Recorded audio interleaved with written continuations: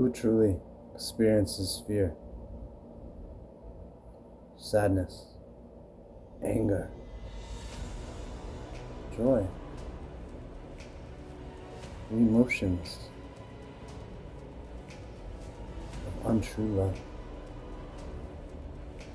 'Tis the naf, is it not? The ego, the idea that you are the image you see in the mirror, the material, the mind,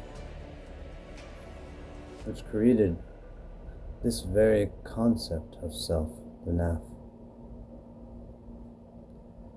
Ma Orifa is the realization.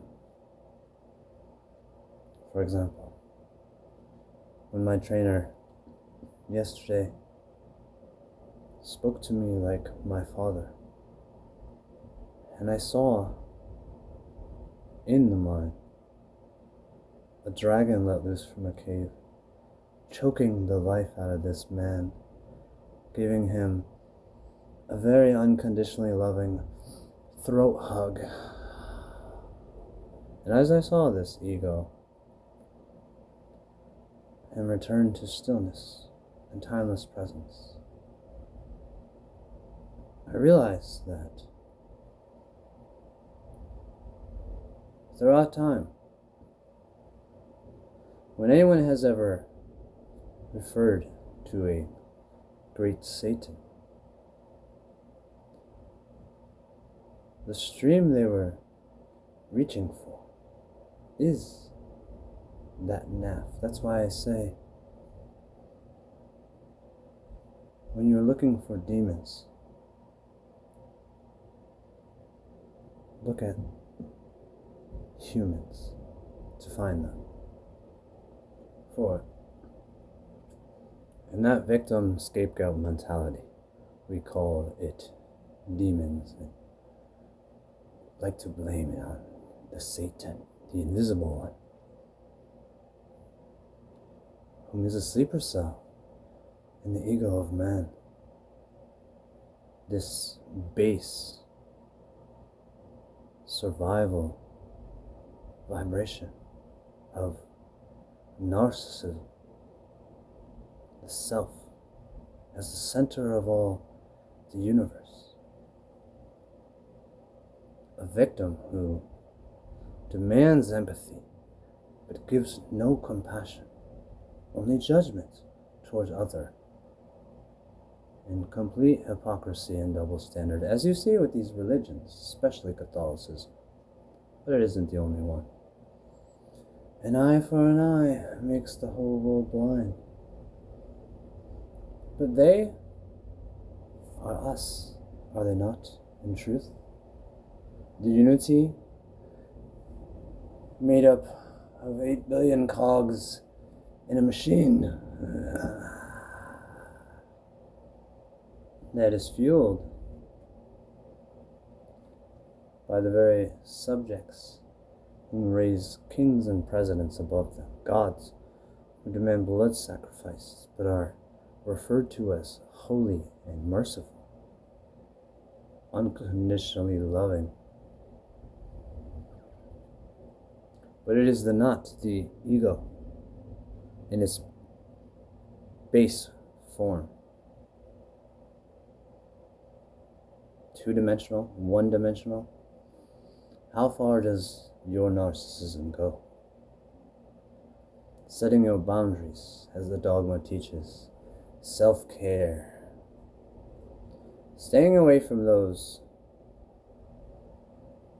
whom you just can't master yourself enough to not absorb their frequency. Maybe that's exactly where you need to be. You. If you seek to continue on the path of infinite growth, the dragon within, the master of the self, the naf.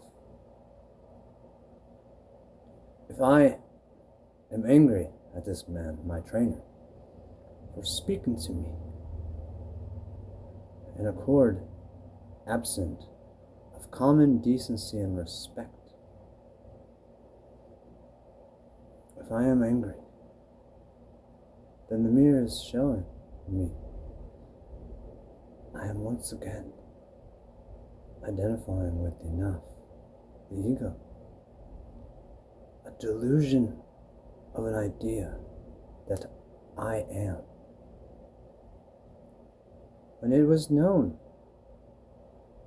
perhaps forgotten, that anatta, there is no self, dragon. Dureka Borin, Dureka Kin.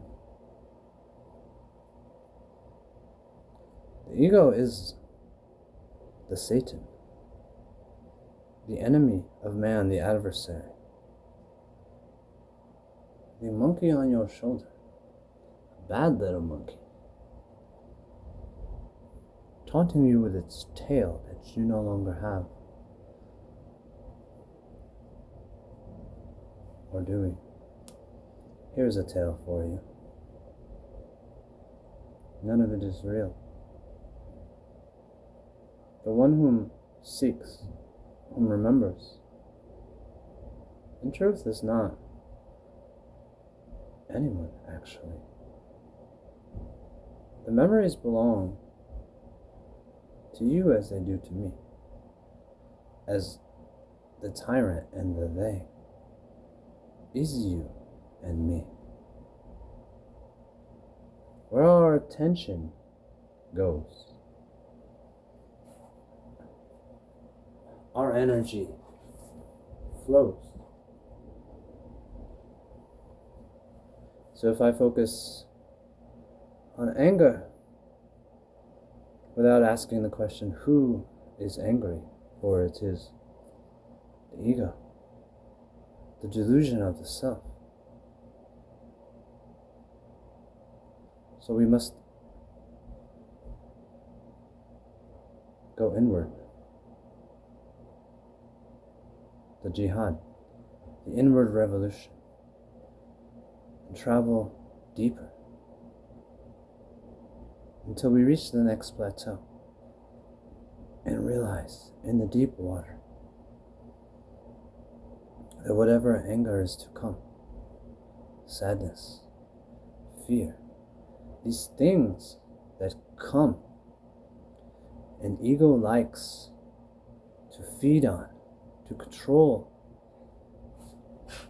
form, to think itself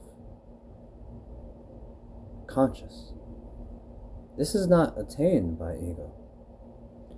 As my imaginary friend, Pee-wee, does not have your attention on camera.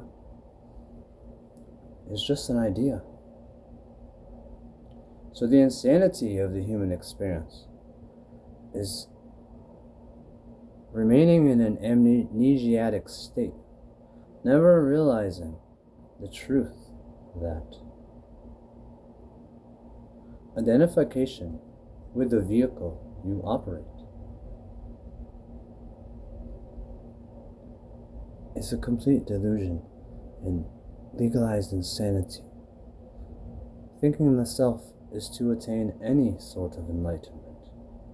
For what you are, beyond the black hole sun, the singularity itself. What you are does not attain knowledge. It already has. You already have it. You're already there. You're right where you're supposed to be. The anger and the fear that you cower from or embrace, this is not strength to hold these ideas and identify with them. It's cowardice and ignorance. True strength is in acknowledging, realizing, letting go once you investigate what it is, where it comes from, and not identifying with it. But just remembering there is no I in the singularity of omniscience. Kali Yuga is over.